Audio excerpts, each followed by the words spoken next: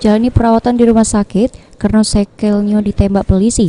Tersangka berinisial MF warga Jalan Sungai Gerong Pelaju yang sudah terlibat pengeroyokan terhadap korban bernama Virgiawan yang berprofesi DJ sampai tewas di diskotik Dharma Agung Jalan Kolonel Haji Barlian pada tahun 2017 lewat.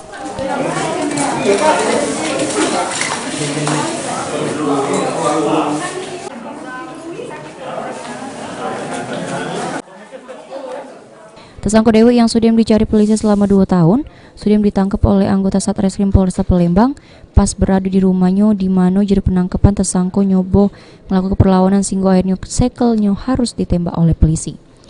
Menurut pengakuan tersangka, selama ini tersangka sudah singitan ke Batam tempat keluarganya.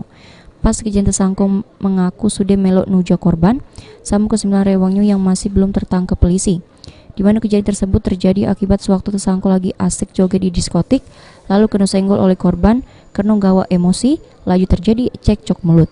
Terus tersangka ngajak kawan buat nuja korban maki lading sampai tewas. Senggol-senggol. Oh, ada senggolan dia, Bos. Iya, Pak. Hah? Iya. Dia tuh DJ kan? Mana bisa nyenggol? Lagi tak DJ dia. Iya, Pak. Oh lagi tak DJ. Nyenggol. Wong berapa Bang? 6, Pak. Wong 6. Wong 6 yang di masuk di itu, Pak. Jadi yang ngejar Yang di hall. Tidak, kalau rame kalau di hall. Hah? Rame kalau di hall. Wong 6 itu apa? Yang dari pelakunya, Pak. Apa kata Wong 6? Selanjutnya guna nanggung jawab perbuatannya, tersangka pun ngeringkuk di jero sel tahanan Polresta Palembang guna nanggung perbuatannya.